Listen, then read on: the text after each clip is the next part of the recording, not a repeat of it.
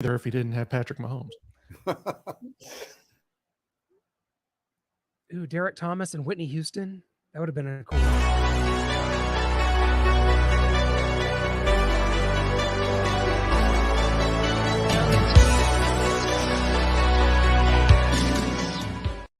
You're telling me this isn't a hold? You're telling me this isn't a hold? You're telling me that's not a hold? They throw a flag in the secondary. They should have offset. Mahomes gets the first down. How's that not a hold? Huge moment. 3rd and 22. Jermaine Johnson at the bottom of your screen being held so blatantly that it's impossible to miss. That's not holding. Nothing has ever been holding. And then here we go. This is another one. 3rd and 20. Whatever you do, don't throw the flag until the ball is picked. Thank you. That's a ridiculously bad call. It cost the Jets greatly.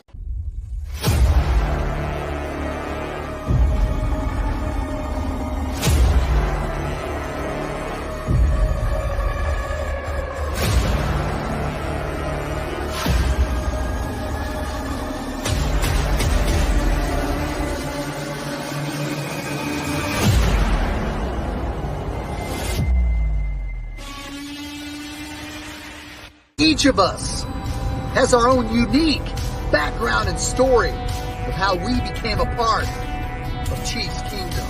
Our reach is far and wide with fans all over the world cheering on our Kansas City Chiefs. Everyone donning the red and gold has figuratively signed that mutual agreement and come together for one common purpose.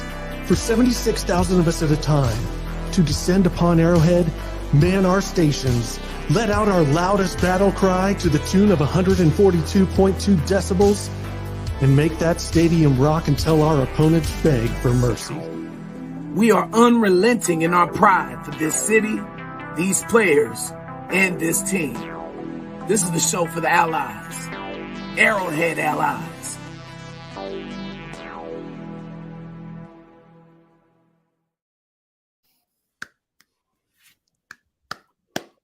What is going on, Kansas City Chiefs Kingdom? What do you say, baby? Welcome into Arrowhead Allies, everybody. It was an ugly win, but we are going to take it. We got the W. We're going to talk about who to blame for the ugly win. Was it Patrick Mahomes? Was it the receivers? Was it the tackles? The defense wasn't as impressive, making Zach Wilson look like Aaron Rodgers or Patrick Mahomes, and him had a Freaky Friday switch bodies moment there. But we took the W.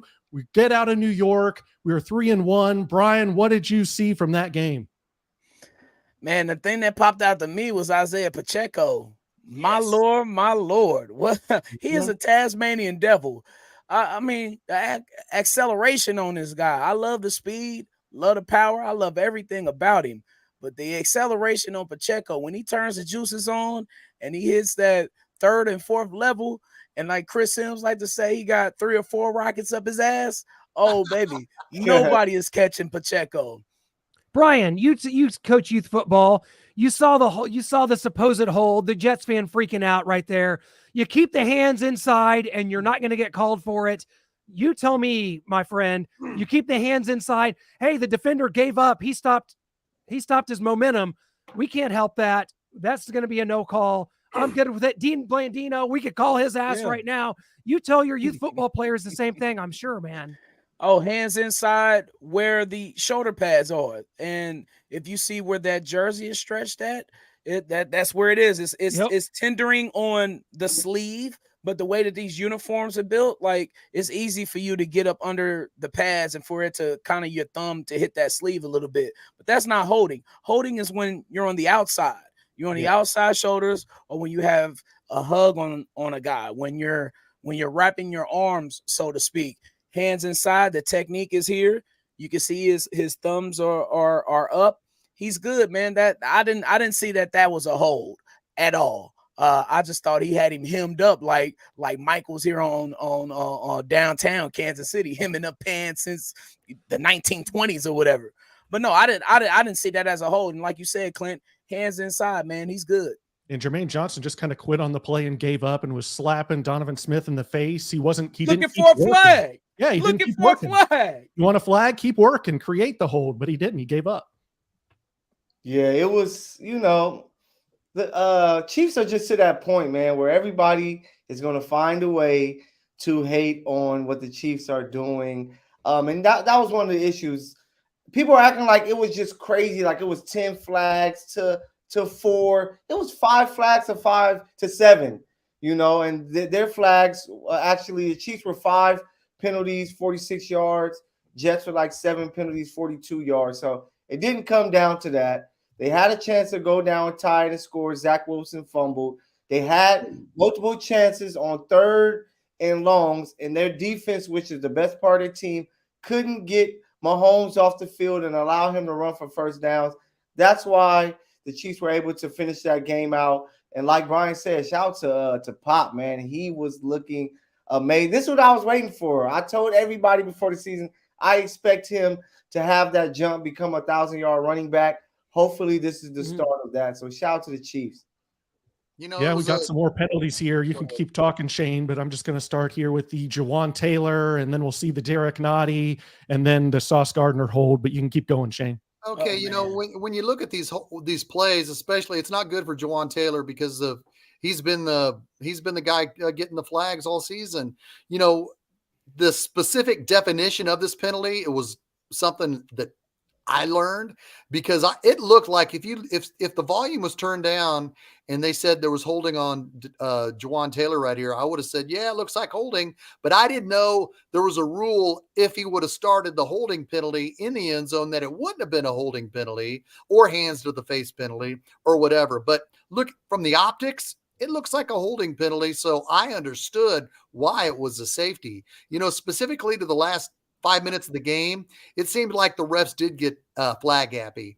I turned to my wife and I said, man, these refs are all of a sudden calling flags left and right. But specifically to that last play that the Jets were complaining about, the defensive back's hands were around MBS's neck and his head. So I understood why that flag took place. Yeah, there it is right there. So I understood why there was a holding specifically to there. But there was a lot of other calls. I don't know if you have video specifics to it where the refs just called bad plays. They called a horse collar on Derek Nottie that wasn't a horse collar.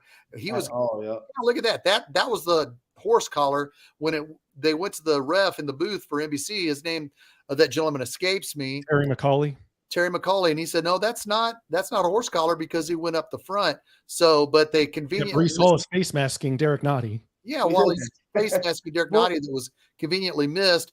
Mike Dana had his head ripped off on the touchdown pass. His helmet or his head? It looked like his head because Justin Reed stepped over it and tripped over it while trying to cover his guy that beat him for the touchdown, which was conveniently missed. And it was missed and not even talked about. In this play here where Derek Nottie is getting his face jabbed, that wasn't talked about either. So as Carl Peterson always said, you got to be better than the opposition and you got to be better than the refs. And the New York Jets weren't on Sunday night. I want to go back to that. I want to go back to that safety.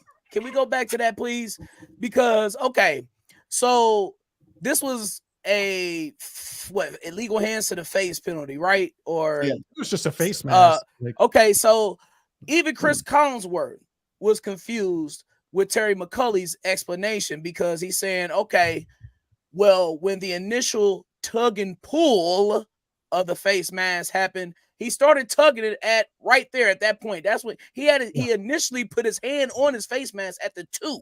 They're at the 1 right there. And that's when he started to tug it. And that's when the penalty should have been called. It should have been called in the end zone, which resulted in the safety and turned the entire game, or it literally flipped the entire game around. The Jets went on to almost tie the game after this. I think they went on a run or whatever. Yeah. But the point, but Chris Collinsworth was even struggling to try and to understand this call specifically because he started tugging it before he went in the end zone. And as Terry McCulley was trying to explain it, Chris Collinsworth, he's starting to tug it right there. So why is it a penalty? And it was never really a clear explanation. It was just a lot of missed calls that I think some of these calls, like these plays, this one and the horse collar, to where it's really bang bang on the field and the refs can't see everything. Those should be reviewable. There's no reason why it shouldn't be a quick review. Be like, hey, was actually a horse collar, or that actually happened outside of the end zone. Yeah, New York should be handling that. That's what I was trying to ask Dean when we had him on. It's like, Is there not something where New York can say, hey, you guys got that wrong, fix that? It's not a holding in the end zone. They can easily do it. It's just that they don't have that ability. Like they don't say like, okay, we're going to make this available for penalties. They can just call in your ear and stuff. It's just for certain things like yardage and simple things that they miss that New York will get in their ear. Like, oh wait, that was an incomplete. That we look at that New York incomplete pass. Oh, that should have been on the 35 where we're spotting the ball back. But Jawan Taylor needs to be better, and I think he's going to achieve something. I mean, we're breaking records all around here. Travis Kelce's breaking records. Patrick Mahomes is breaking records. Jawan Taylor's going to break records too, guys. 10 penalties in 4 games. He's just got to get 15 more penalties the rest of the way to break Brandon Browner's 2015 record of most penalties in one season. We're just 15 away, guys. I think we can do it. We've got a good start here. It's just 4 games, 1 month of the season down. Jawan Taylor's he's ahead of the pace right here. I'm a believer, guys. I'm a believer in this. I also think that it's funny how, we've seen things go against the Chiefs so many times in the years past. There's not a national outcry because the Chiefs are the Darth Vader of the National Football League. We're seeing it play out. Taylor Swift's in the booth. The Jets fans hate it. They're booing Taylor Swift ads on the big screen. Every call's going against them. God, it's funny. I remember in the 2019 AFC Championship game, Chris Jones getting called for a phantom roughing the passer where he grazed Tom Brady's chest. We brought it up to Dean Blandino. I don't know, December 2021 against the Cincinnati Bengals when there's a late holding call that keeps the Bengals drive going endlessly and lets them just kick a field goal as time expires. It happens for us. It happened in the Super Bowl. We were able to do it. It's the National Football League. It happens. And you're telling me if the NFL is trying to write a script, trying to do this for somebody, you would think they would be for the Jets at home in New York City on Sunday Night Football. Let's have them have a resurgence, get them back, their momentum going, but not to be because the Chiefs are that team. And I kind of relish in it. And I'm okay with it because you go to Twitter afterwards, people are lighting up, going nuts. I say bring it on. You don't even have to defend it. What we're doing right now is leading too much credence to a lot of the stuff that goes on. You lose, you move on. Chiefs will have stuff go against them as well as the year goes on. Oh, Clint, you got the right shirt on for this, baby. I love the Kansas City heel turn. A la of July of 1996. Yeah, when Hulk Hogan did the unthinkable and switched to the dark side. Oh, I love it. I love all the heat. Bring it on. You want to know why? Because we had, like you just said, we had to sit through this. 4 years we had to sit through this. We had to sit through the Steelers dynasty. Okay, we had to sit through the Niners dynasty. We had to sit through the Cowboys dynasty. We had to sit through Tom Brady for 20 plus years. The Broncos winning 2 straight. Every single cause. Man, look, I don't want to hear nothing from nobody. We deserve this. And damn it, it's not like it's super egregious. It's not like they just made something up. These things happen. We're not cheating anybody. This is a part of the game. This is a part of football. This is a part of sports. There are missed calls all the time. And there are some times that you get refs who are maybe overzealous sometimes. It is what it is. Like you just named them. There are calls that have gone against us plenty of times recently. So I don't want to hear anything about these phantom calls and people crying all over the internet. But Get for you these a tissue teams, for your issues.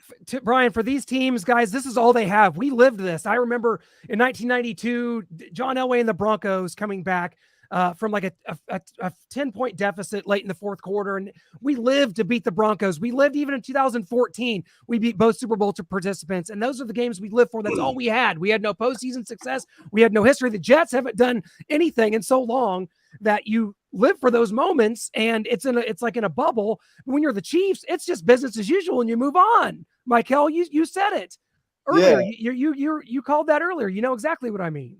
Yeah, and that's what, the Chiefs were doing their part, and I just hate it because the refs aren't throwing flags, just pulling the flags out their ass and just making up these calls.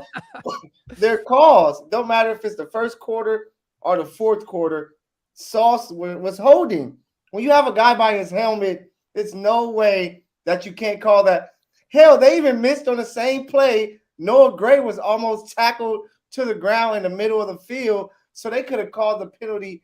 Either way, it's just like I said before, when you are the Lakers, when you are, the Yankees in baseball, now the Chiefs, you're going to get all the hate for everything that goes on. And you just have to love it because we don't hate on a team like the Panthers because we don't care. Cares. But when you're the Chiefs, people want to hate and, bring on the hate We are ready for it. Chiefs Kingdom all day, baby. Yeah, Mark says, chill on the Jawan Taylor hate. It's only been 4 games. Have you seen how terrible Orlando Brown Jr. looks in Cincy? He's got a point there. I gotta tip my hat to you there, Marsh. Well, can I hit on that?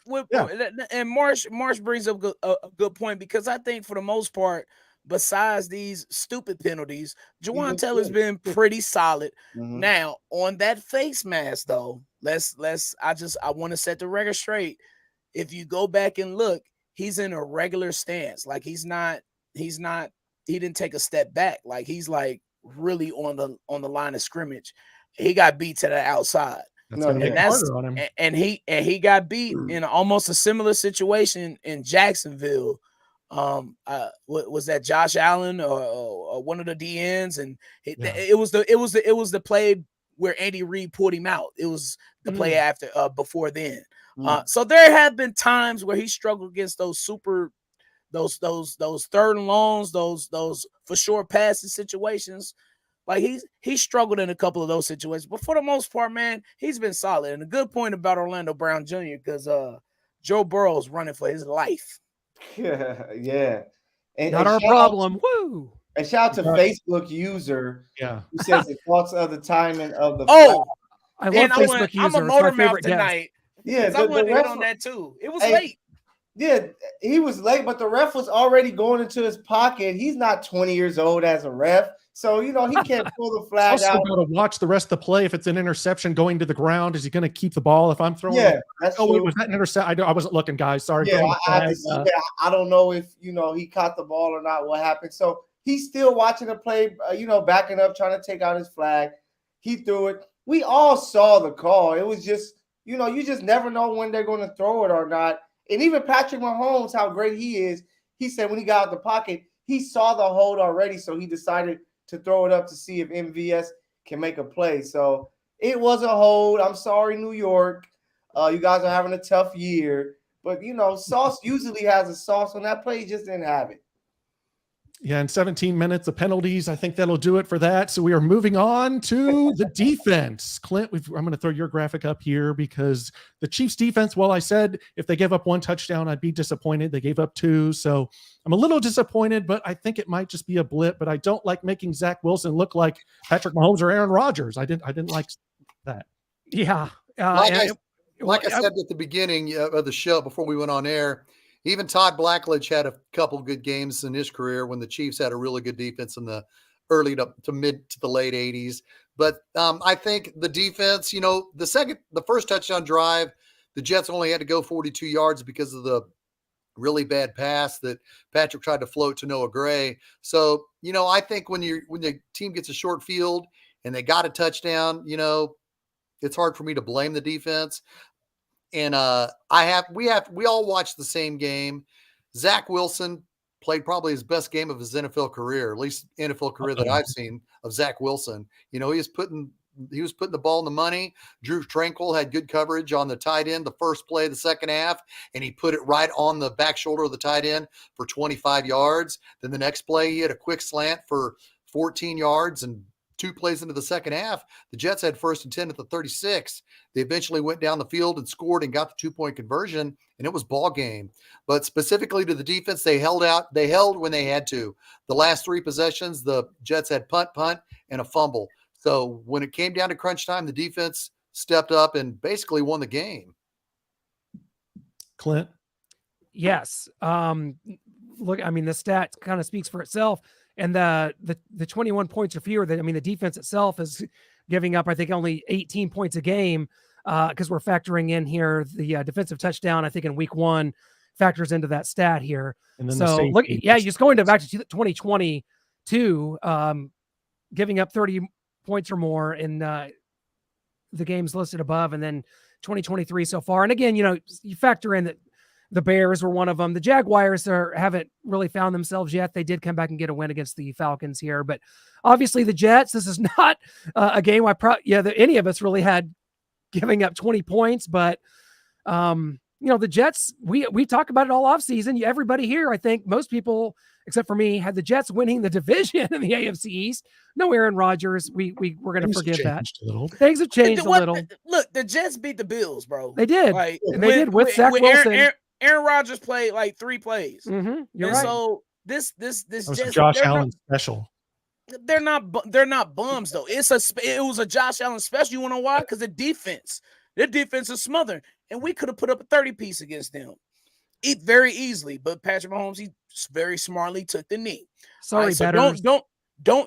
whatever. Don't forget that though. Forget the betters. We want to get the dub. Yeah, Don't forget that we could have put a 30-piece on them very easily. Mm-hmm. But with that being said, with the defense, they struggled at times. They did. The penalty sure didn't help.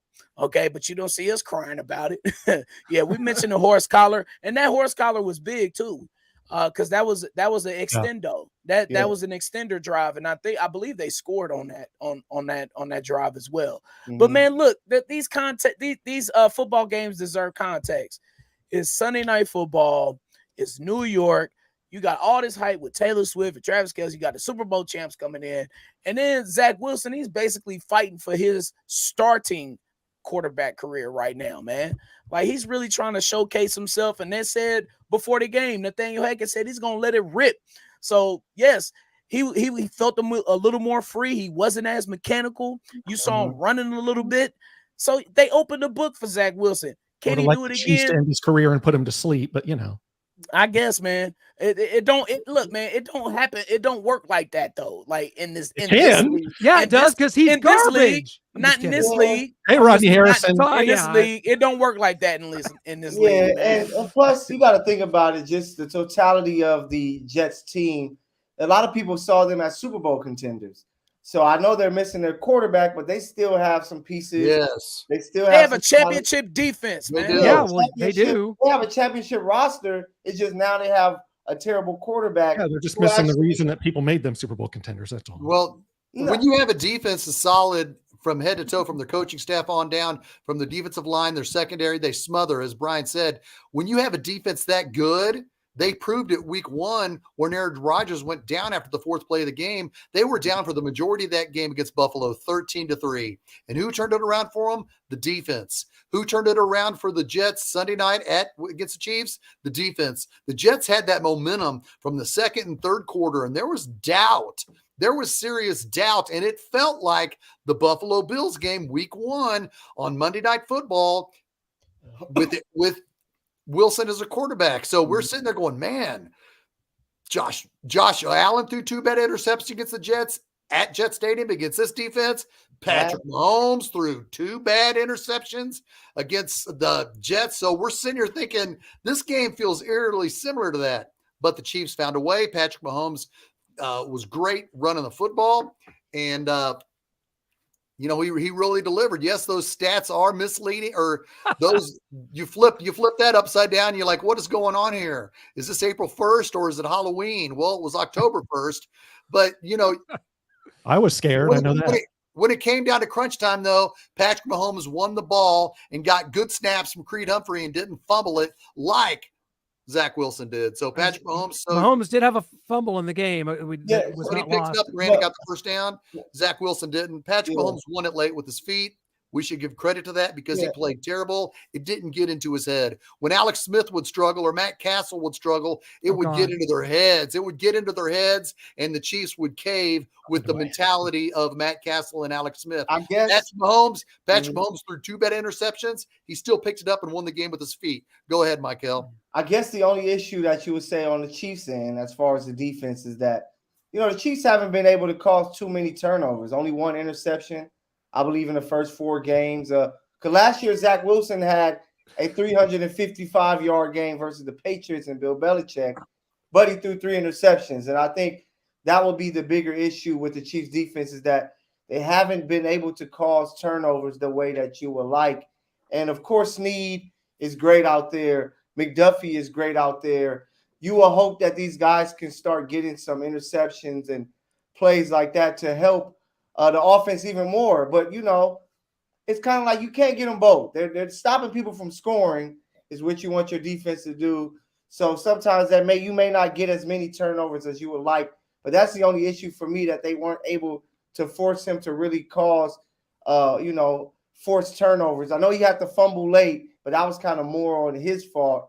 But the Chiefs weren't able to get any strip sacks and things like that. So that's what you will want to see from the Chiefs defense going forward, that hopefully they can start to cause a little bit more turnovers. Well, Marsh Turner is cracking me up here. He's got some great comments, and he wants to talk about the receivers. So now's as good a time as any. He talked about you got 7 receivers on this team that combined for 62 yards. Oh, Marsh, come on in, buddy. Take a seat, buckle up, because we'll go there. Noah, we got some good graphics for this, and we will talk about it. There will. This is obviously certainly a glaring weakness right now that needs to be talked about. Yeah, just here, Carrington Harrison, Sky Moore has now played in 20 regular season games for the Chiefs. He doesn't have a catch in 8 of them. So Sky, we recorded another 0 for 0, the Lions game and now the Jets game. So twice a month, we're just going to get 0 catches and 0 yards from Sky. That's not going to help Brian's 1,000-yard season. I will say that. It's not. He's only at like 135 yards. I said 1,000 total yards, by the way. Well, he had 10. He didn't have 10 against the Jets. So. Yeah. It needs some work. All right. So look, man, you guys are on point with this right now. You're on the right side because the wide receivers are struggling. They are big time.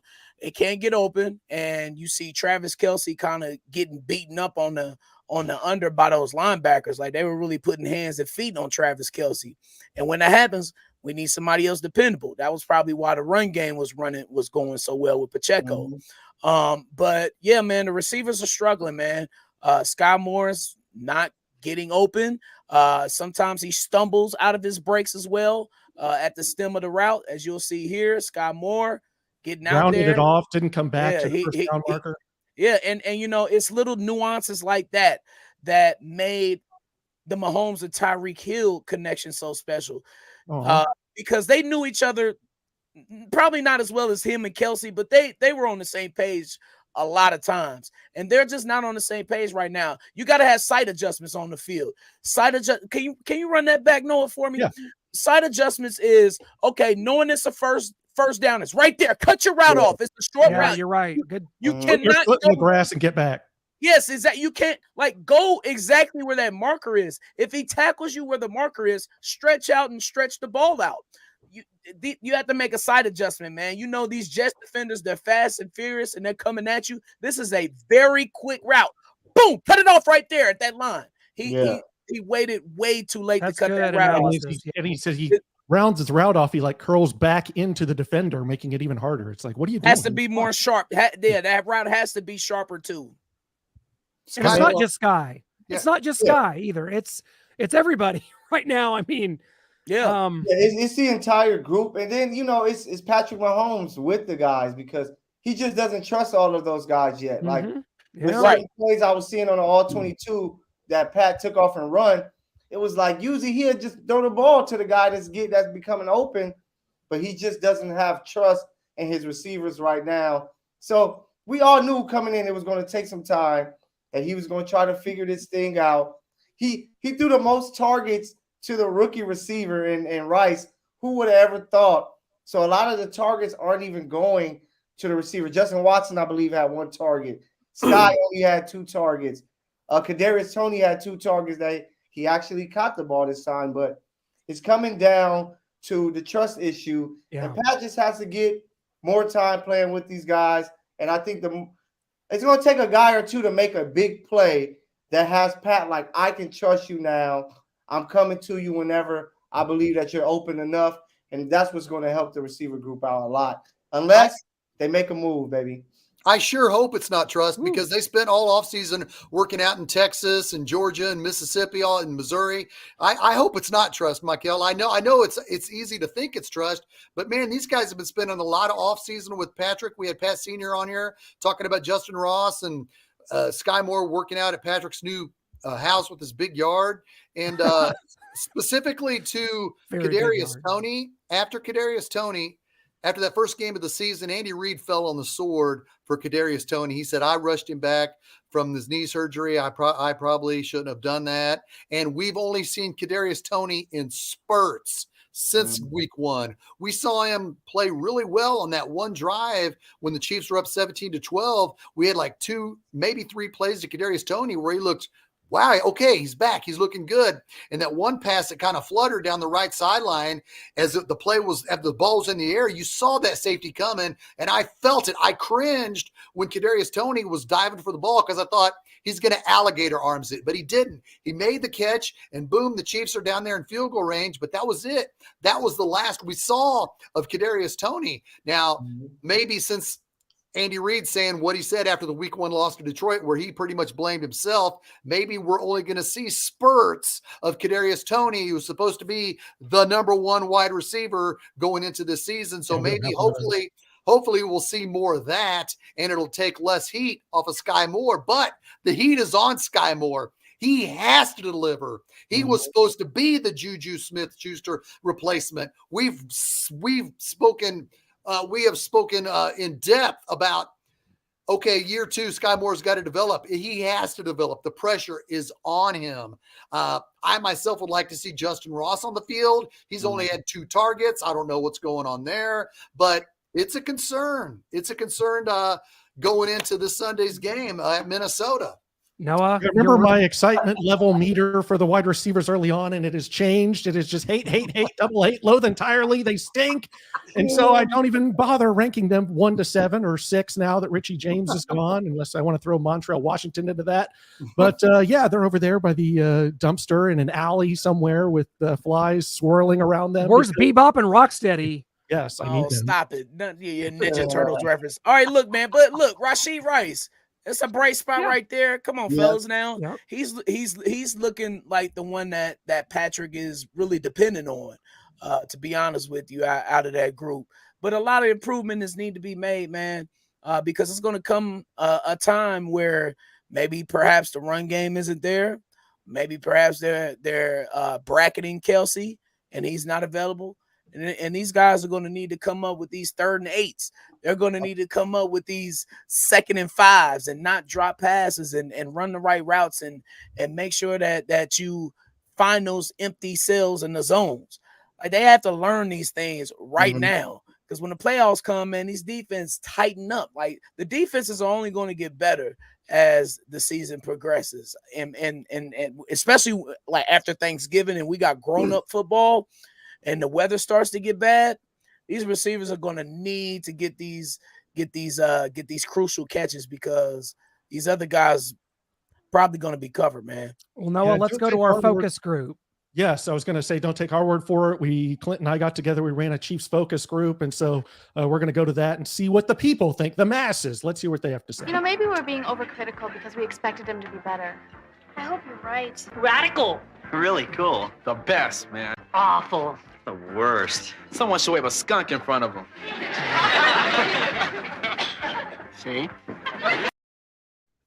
Well, we still love the Chiefs as a whole. The receivers didn't turn out well for them in the focus group. They're running into some issues. The fans are now turning on them. Maybe Brian and Michael are turning on them. I never thought I'd see the day. Nah, I ain't turning on them. I keep it real. Oh, you're not. So wait a second. You're gonna make us pull this wide receiver disaster of 2023. Are you guys going down with the ship? Because I've got my life vest on. I'm heading for the boat.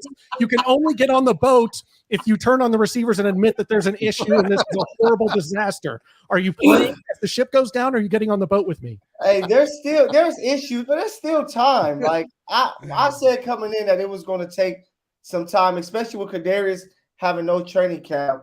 You would expect more, but people can't forget they just played a very tough Jets defense. It wasn't like they were going to get some bums.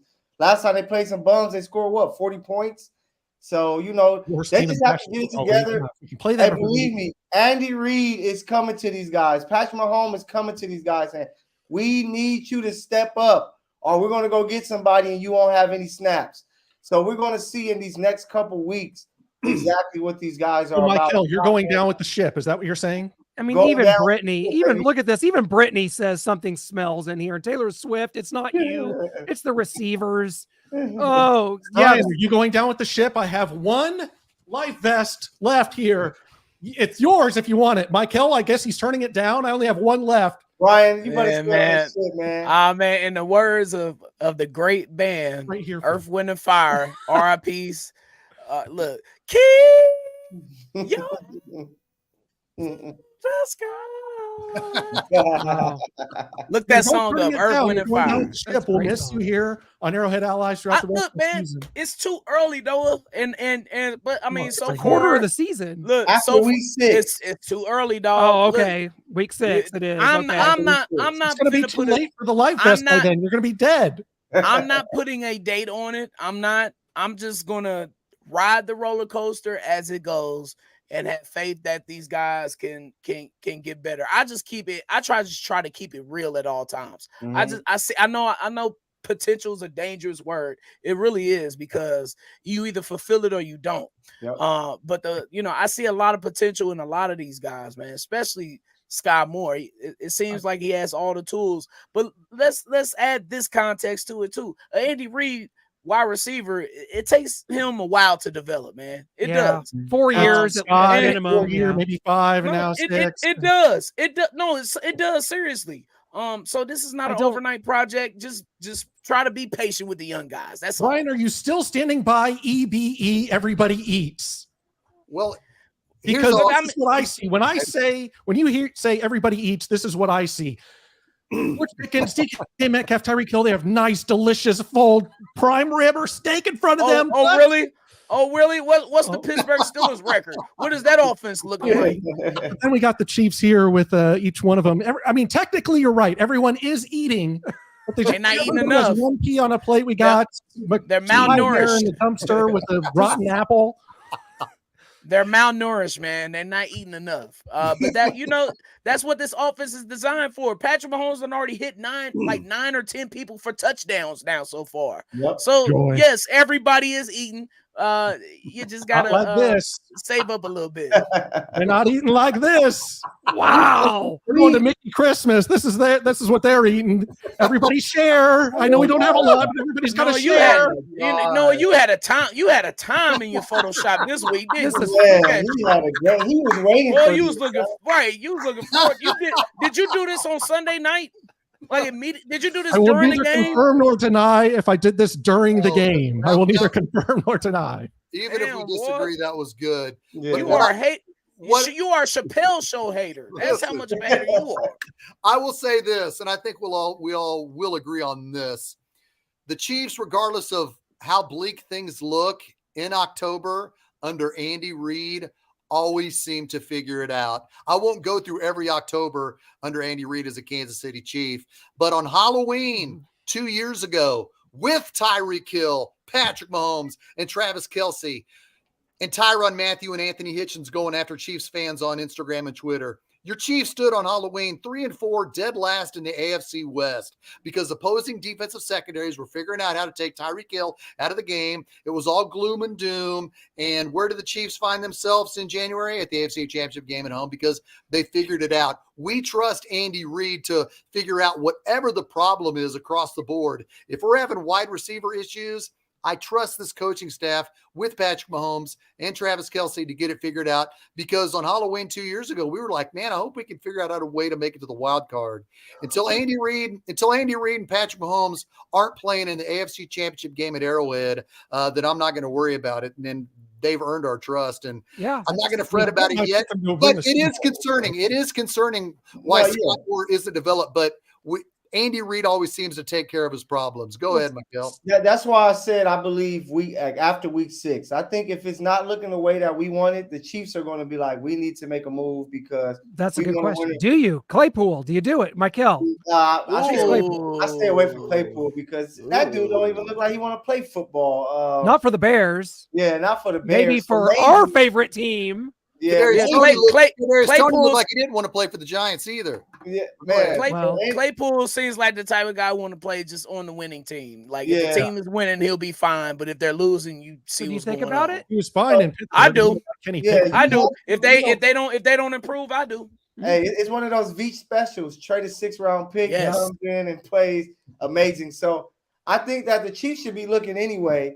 But I think week 6 is really the panic mode, and the Chiefs are going to know we need somebody else that could come in and be one-on-ones, and they're going to make some type of move. I don't think it's going to be one of those crazy moves like some of the big names that everybody is screaming for, but it's going to be a move of somebody that could come in and that Patrick Mahomes will look better But I'm going to give these guys until after week 6 because if they're 5-1 and the offense is still averaging like 27 points, I think the Chiefs will stand pat.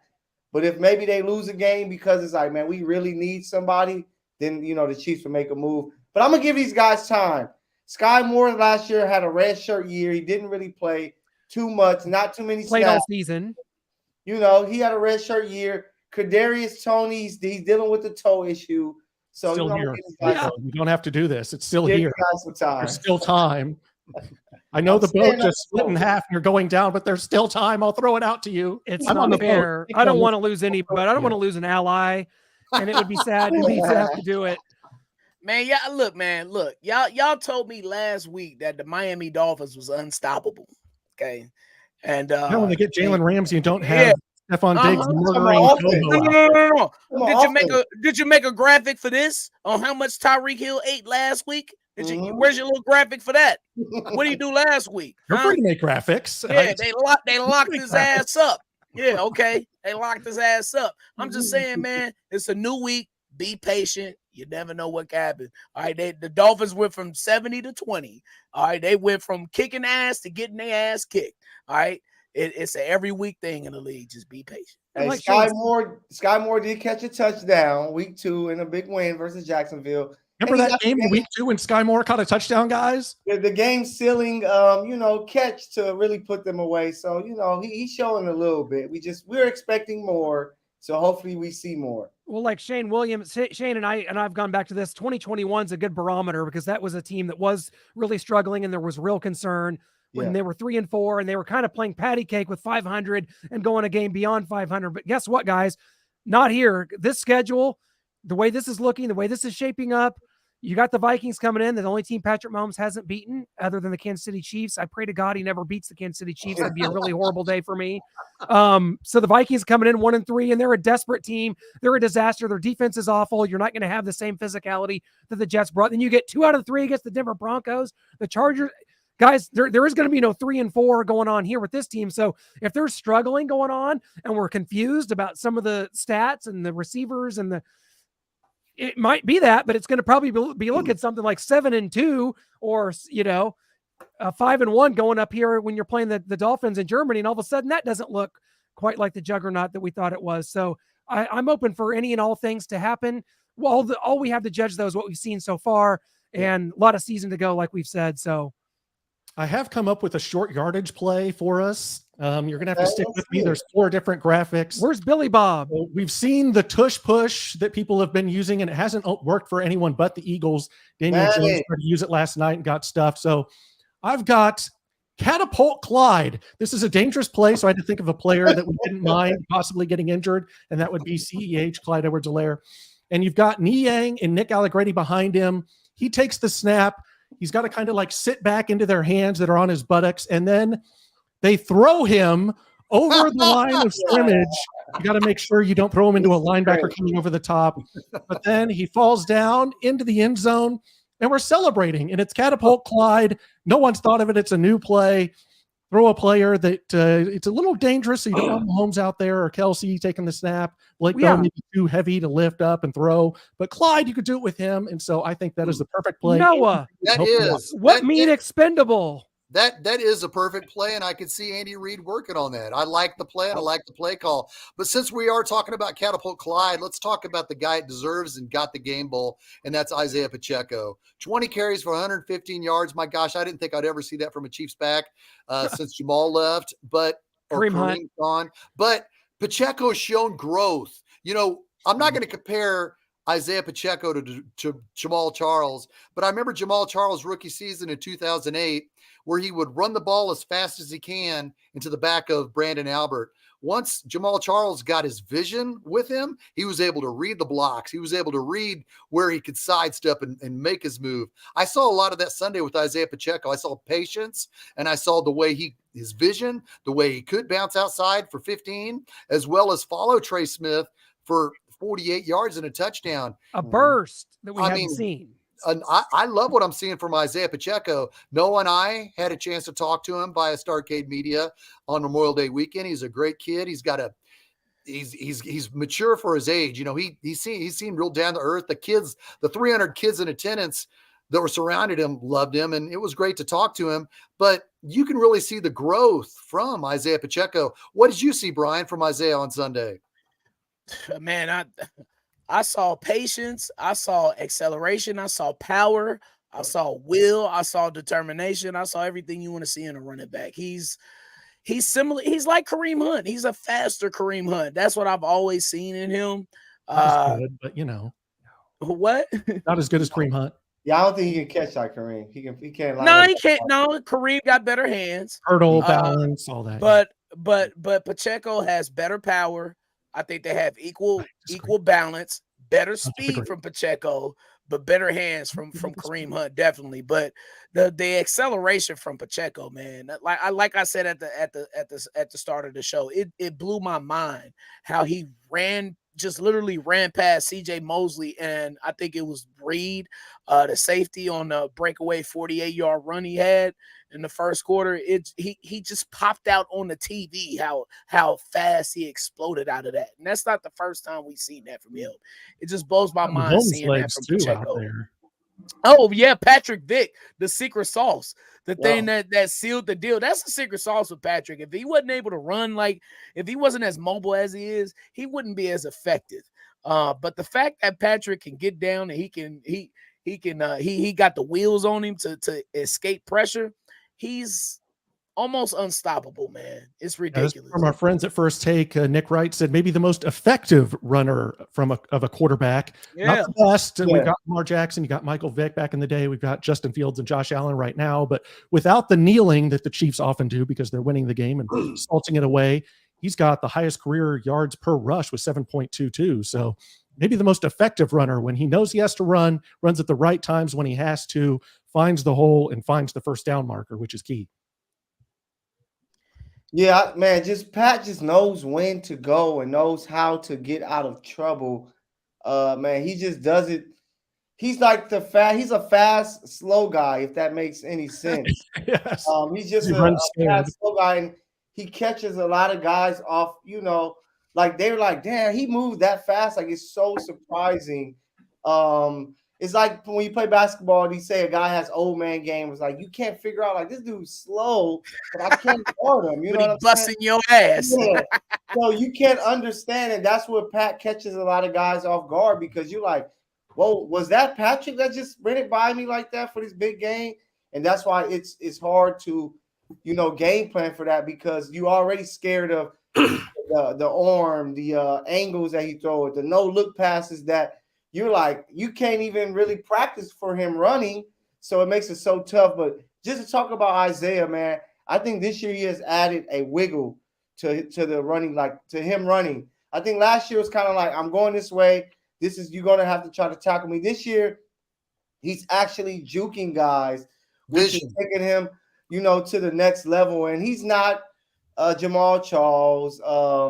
He's more like, they said it on NBC, kind of like Marshawn Lynch. Oh, I see a little of that too. Yeah, not as powerful. Like Marshawn, just like he runs like very angry, yeah. With some wiggle now, and it makes it so tough for him, And then Marshawn wasn't the greatest, receiver. You couldn't line him up at receiver and he'll route you up and make a catch like a Kareem Hunt. So I think that we're looking at a guy that's similar to Marshawn, and it's great to have with Patrick Mahomes because.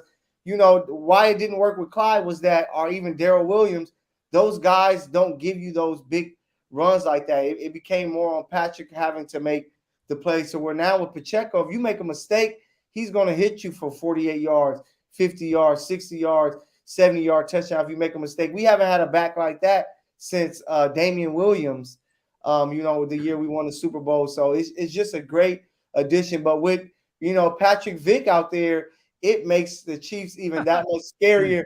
And hopefully we get a quarterback sneak. I know it was an accident, but hopefully that opened Andy's eyes to say, hey, maybe we can try it with him now. Hopefully we get that sneak. I like the catapult Clyde because he's a little guy and it'll be a different play that nobody's ready for. If you can trust him to run for 22-yard first downs, then we can probably get under center and go for 1 yard.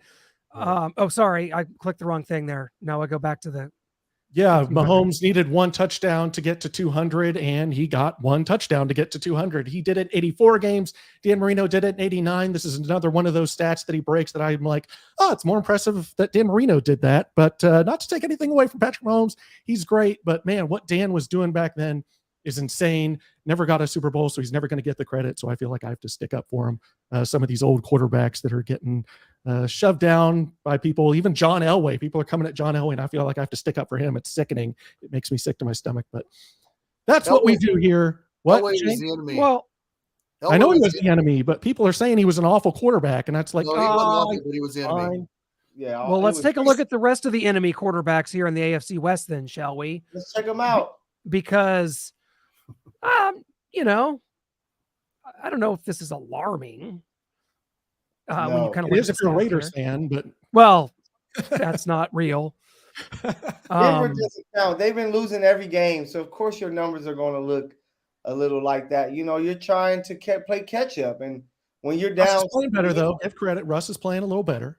No, he's playing a little better, but the stats are coming because they're losing every game. You know, they have to come back against the Bears to win the game, so that's how you get that number. Like, they can't play balanced football when you're always down 28-7 every game. So hopefully you can do some things to, you know, get your yards up and, you know, hopefully get some touchdowns. But shout out to him. He's looking better.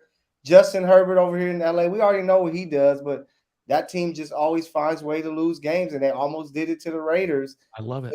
To Aiden O'Connell, I believe his name was. So none of those numbers really matter. It's about the wins, and it's about what you do when it matters most. And most of those guys, other than 15, when the game is on the line, they come up short. I just like the backgrounds here of these stats. I got to go back to this because I'm a big fan. I'm like a seasonal person, and I'm someone that likes. I'm a visual person in general. So like when you look at the mountains, there where Russell Wilson is, the palm trees of California, where Michael and Justin Herbert are. I guess that's the fountains of Kansas City. Yeah. And then what is this? What does this 92718 even mean? That's the TD interceptions. Yeah. Oh, okay. I mean, Jimmy Garoppolo doesn't count. He's not a real quarterback. He's not going to play the whole year. He's going to be hurt off and on. He's just not. I am convinced, guys, that the Las Vegas Raiders brought in a good-looking Italian Jimmy Garoppolo to go around and hug grandmas in the crowd before games, because I saw it happen a week ago during the Raiders game when he played. I literally think that's what he came in to do, to come out, hug people. Look at this. He's a face of a franchise. He's not a real quarterback to me. I think they digressed from Derek Carr, although the Saints are kind of off to a shaky start. He has the injured shoulder. I think the Raiders are looking like that. They and the Broncos can battle it out for last place. I don't care. Flip a coin. I don't give a crap. They need to tank for Caleb. That'll be like Caleb will actually like. Caleb doesn't want to go there. Don't even speak it. Caleb does want to go to the Raiders. He's only got 5 teams, Michael, or he's heading back to the LA Coliseum in 2024, thanks to name, image, and likeness. He only the teams he wants to go to doesn't even really make sense. What do you say? The 49ers, the Giants, the Raiders, Cowboys. Well, most of them don't need quarterbacks. The Raiders, sure, maybe that would be terrible though. Yeah. We don't want that. One last thing that I've got here, guys, before we kind of move on to the Vikings and that matchup, is just Patrick Mahomes after the game said those interceptions, he was sorry about those. He got greedy. And I was talking to Shane here earlier about why is he getting greedy? Is he bored? Is he tired of having to play like Alex Smith and take these checkdowns and the receivers aren't getting open? He's not having the explosive plays. Is that why Brett Veach doesn't give him the necessary weapons at receiver that he can have an explosive, fun offense? And he's getting tired and bored having to play like Alex Smith because he's a gunslinger. That's what he wants to do, and he can't do it. And this offense isn't meant to do it right now. So is that what he means when he's saying he's getting greedy? Do I think he's getting greedy? I think he's always greedy. I mean, what did EB call him? He called him a selfish or a not competitive prick. Competitive prick. So I think he as a quarterback, especially Patrick Mahomes, you always want to throw it deep. You always want the big ESPN highlight play. If Patrick Mahomes wins, that's all I care about. If he has a game where he looks like Alex Smith, maybe it's not going to be fun on the freaking stat sheet, and it's not going to be fun to talk about it because we'll look on ESPN and see that Josh Allen or Joe Burrow throw it deeper. But if Patrick Mahomes continues to win and we're having AFC championship games at home, then I'm good with it. Yeah. But I think he is greedy. I am. I think there's nothing wrong with being greedy There's nothing wrong with it unless you make mistakes that cost you the game. If your greediness is costing you the game, it's a problem. But if your greediness, But is that on Patrick Mahomes necessarily? Because that's who he's always been. Isn't that somewhat on Veach and these receivers and the I wouldn't say Veach. I would say just it's who we are and where we're at, because if we really wanted to keep Tyreek Hill for the big ultimate weapon, we would have, but we moved along. What do you think, Brian? EBE. Everybody eats. I just went over it. Nobody eats. We just went over the Everybody eats. again. Everybody eats, man. This is not real. Look, it is real. And look, man, everybody eats, man. Somebody has to get open. Somebody has to make plays. Yeah. The site adjustments we saw earlier with Sky Moore, that has to be better. The trust factor has to be better with Patrick and these receivers. And I think that's probably the biggest thing that we discussed earlier. The trust factor. He doesn't trust them yet. He's not trying to throw interceptions. He's not trying to make mistakes. So yeah, I think the longer we wait, the more patient we are, the more reps they have with each other. We'll see. I could be wrong, of course, but I'm just a man who looks at this thing as glass half full, and I like to see the best in guys, and I like to see guys fulfill their potential. Well, that's no fun. You're not Rodney Harrison. I'm seeing that coming true. Call somebody garbage, Brian. Come on, do it. We need Rodney Harrison for that. If I'm right, I think the 2 interceptions were thrown towards tight ends. Am I right? Yeah, I think Noah Grant Kelsey, yes.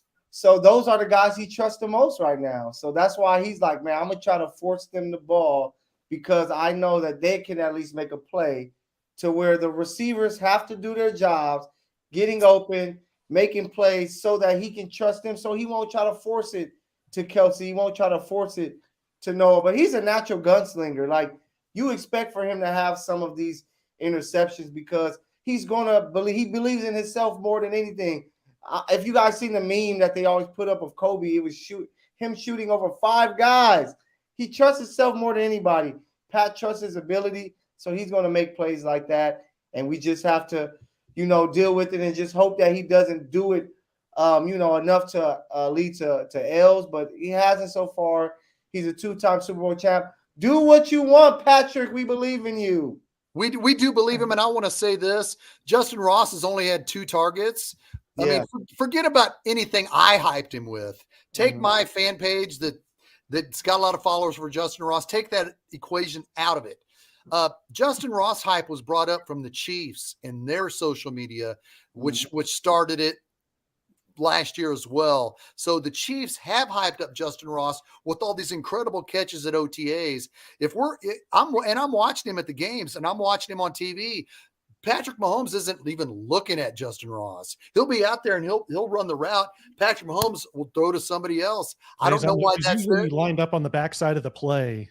It's not designed to go to him unless things break down. Micah, we're not watching the games. Yeah, we're not watching the games. Okay, we're bro. watching. We talked about it. We're not watching the games. We do a show every week. We're not watching the games. Okay, yeah, bro. I've missed several in a row, except none in the last 30 years. Okay, bro. Aside from that, specifically to Justin Ross, I would like to see him get more than 1 target a game. I agree. Which has only had 2. So he's supposed to be this guy. And even if people could say, well, if you look at the all 22 footage, Justin Ross isn't getting open. If you look at his when he was 18 years old at Clemson as a true freshman, he was making catches in coverage. So I don't think Justin Ross has to get wide open. He can make the back shoulder throws. He can go up and get it. So I would like to see Patrick throw the ball into coverage where Justin Ross can use his tools, which is to go up and make the catch. That's what Justin Ross excelled at as an 18-year-old at Clemson. That's what he excelled at in all these OTAs. He's not open, but he's making moves. Justin Ross needs to get the football thrown his way, especially with the rest of the wide receivers not making a giant leap to be the number 1 wide receiver. None of them are. But Justin Ross is out there, and he's got all these highlights on OTAs. Throw him the damn ball, Patrick. We believe in you. Let's see if he can make the plays that he did as a freshman when he was 18 at Clemson. What do you think, Noah? Talk to him. I think his growth and development is going to take longer than some of these other guys. not just the injury concerns. He's just not getting the snaps on the field. I think that's because they don't have as much invested in him as they do all these other guys. Rice, they spent a second-round pick. Moore, they spent a second-round pick. They got money in Watson, money in MVS, draft picks traded for Kadarius Toney. So that leaves Justin Ross all the way down the depth chart. They don't have as much invested, and he's not getting the snaps right now. And he's going to have to keep showing out in practice that he can be trusted. He is getting open, and he's too good to leave down at 5th or 6th option. Even though they don't have as much invested in him, he's going to have to make the coaches say, he's too good. I've got to put him out there. I've got to get him snaps above guys like maybe a Sky Moore. And that's going to be tough for him to do, I think, because they like what they see in these other guys and they have more invested in them. But we move on to the Minnesota Vikings, sins and sons. And we've got TJ Hawkins' son, Alexander Madison, Jordan Addison, Justin Jefferson, and then Kirk Cousins getting them the ball. They've got some weapons on offense that I worry about. Luckily for us, their defense is atrocious, and we will score every single possession. So Chiefs win. That's kind of my analysis. Okay. Thank you, everyone. Well, thank you. All right, guys. We see you next. Yeah, I mean, I agree. You got to worry. I mean, Justin Jefferson suffered what looked like could be a serious injury against the Los Angeles Chargers a week ago. Thankfully, he was okay after that play. He went down with like a non-contact injury in the end zone. That Minnesota Vikings fans just completely losing their minds after that. They had a get-right game when you play the Carolina Panthers, even with the sleek, Brian, the sleek black pants. They still got the get-right game for the Minnesota Vikings. And so that gives them some confidence. Tickets on StubHub, guys. Average ticket price is like $300 just to go to whatever the hell Bank Stadium in Minnesota to see the Vikings here. It's 6 hours north of us. But, guys, I'm not going. The Starcade Media LLC, we still got to pay taxes and keep it legal with the IRS. So no game for us. But, yeah, there you go. Justin Jefferson, the 543 yards. Looks like he's right on par there, just under what the Chiefs group has done, but we know what Justin Jefferson is, and we know what a threat he is, and we've known that for a couple years now. I think receiver in the league. The Vikings need this game. They've lost two heartbreakers where they should have won against Tampa Bay and the Chargers. They had the game right there for them. The Vikings are 1-3. This is a game they need. They're going to have their freaking home base on their side. There'll probably be a lot of Chiefs fans there in attendance. Vikings fans freaking came here 4 years ago and damn near had half the stadium. But it was more than that, Shaggy. They had like 60% of Arrowhead. They sure did. That makes no sense. It's like the Chiefs fans knew, Patrick Mahomes ain't playing, Matt Moore's playing, and they sold their tickets to all the Vikings fans. But specifically to this Sunday, it's going to be a game. Kirk Cousins is going to play. This is going to be a game where he likes to say, "You like that?" This is a Kirk Cousins game with his weapons. They're going to come strong, and the Chiefs have to be on the Vikings level Sunday. It's paramount. Are we doing predictions now? If so, I'll give you mine. Go ahead. Yeah, hit us. I think this game goes to the Minnesota Vikings. I think the Chiefs will be in it, but in the fourth quarter, they'll run out of gas, and the Vikings will win this 38-21. What? No. See, I might agree with you if they would have lost to who was it playing? Who did they play last week? The Panthers. Yeah. If they would have lost to the Panthers, I might have agreed with you this week. Nah, man. That ain't happening. I just think this last thing I'll say. I think, like I said, the Vikings need it. Kirk Cousins is going to win it.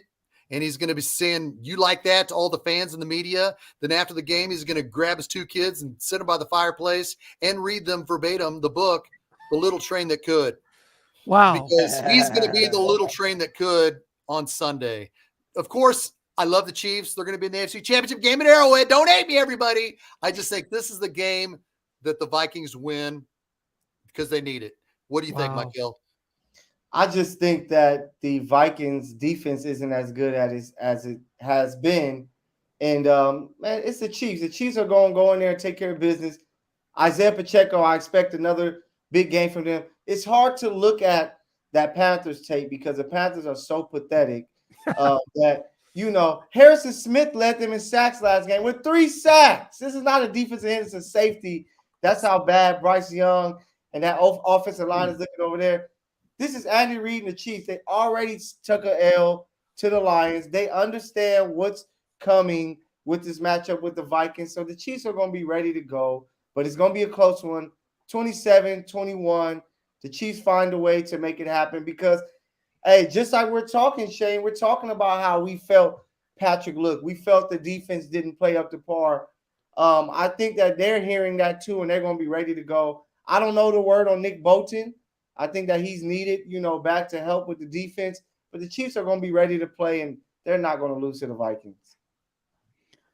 38-20 Chiefs win. I can't wait to see the test for the defensive backs. Yep. I think that is going to be the key to this game. Can our young guys hold up against one of the most talented receiving corps in the league? Mm-hmm. They've done it against the Bengals. I think they can do it against the Vikings. Of course, they'll eat. Justin Jefferson, he'll get his best receiver in the league. Him and Kirk Cousins, that's a dynamite combo.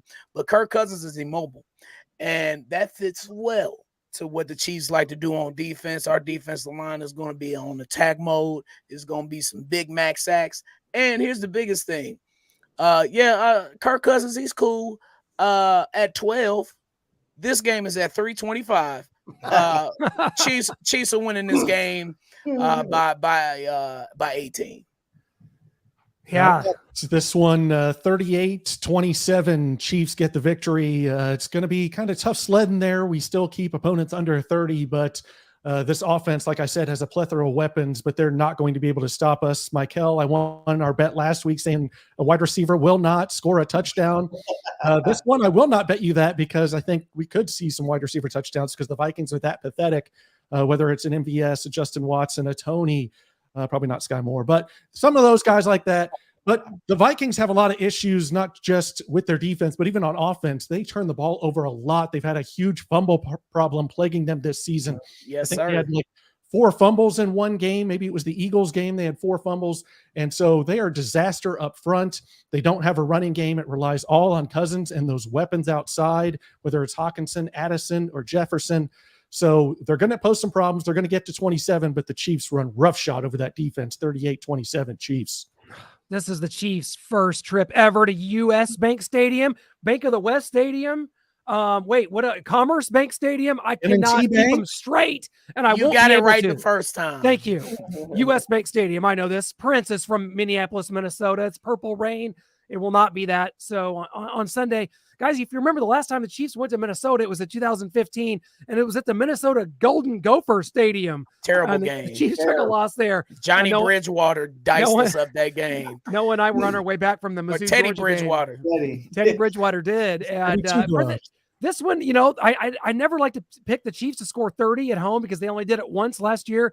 But this team's going on the road where typically the Chiefs have just been a better team on the road. And I like that to continue here, especially with a team down defensively. You're not going to have, you saw a couple of hits, the one against Kadarius Toney, where it's like, man, that could be Kadarius Toney out for 6 weeks on those kind of plays. That's how physical the Jets were. That's not going to be the case. I think the Chiefs win it, and they do score 30, but it's 30-23 Chiefs win. So 4-1 right. tastes I hope good. all you guys are right, and I hope I'm wrong. Okay. Yeah, and I think it would have been a much tougher game. If the Chiefs would have went into New York and just blew the Jets out, maybe they would have kind of been like, it sure would have been. Coming in like, they're the Vikings, they're playing bad. Let's get ready for Denver Thursday night. It's a divisional game. But because they played the way they did, Andy Reid is like, hey, we got something to prove because people talking about us, people even putting Buffalo ahead of us, in their power rankings. Let's come out here, show these guys what we made of. And then Patrick is like, hey, I've beaten everybody except for these guys. I need to pick up a win against them because I don't want to wait 4 years. So the only team left at that point would be him joining the Broncos later on in his career and beating the Chiefs. Man, chill, bro, chill. Y'all got a bad habit of speaking these nasty, disgusting things into existence. What Michael said something earlier, and now you coming up with this bullshit. I had to cuss right there. I'm sorry. Don't you ever let that even enter your brain. My mom just signed off. Oh, my bad, Mrs. Swiper. Look, man, hey, don't ever let that creep into your mind. He's wearing red and gold forever. If he goes, don't do that, Noah. Shane, you got to know this. The Kansas City Chiefs, as of the Jaguars game, set the NFL record for most games in a row, either won or lost by 4 points or less. A 17-point loss at Minnesota, that'd be like getting struck by lightning. It is not even on the table to happen. It happened against the Tennessee Titans. My point is this. This is the last thing I'll say Chiefs about have since broken the record since then. I mean, okay, my prediction is this. There's, except for 2 years, there's always an October swoon. This is my prediction of swoonness for the Chiefs. The Vikings need a game like this, and I'm looking at it from their perspective to where the Chiefs are coming in. And the Chiefs got 2 games in the next 9 days.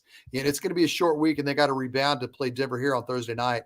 It's just how I feel it could happen.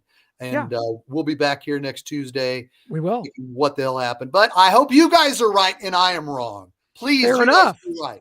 That's what you get here on Arrowhead Allies, guys. Thanks so much. Always follow every single guy here. Michael, before we sign off, once we sign off, it's too late. You're done. You're drowning. It's not too late. Game is ending. I'll drown. Go Chiefs!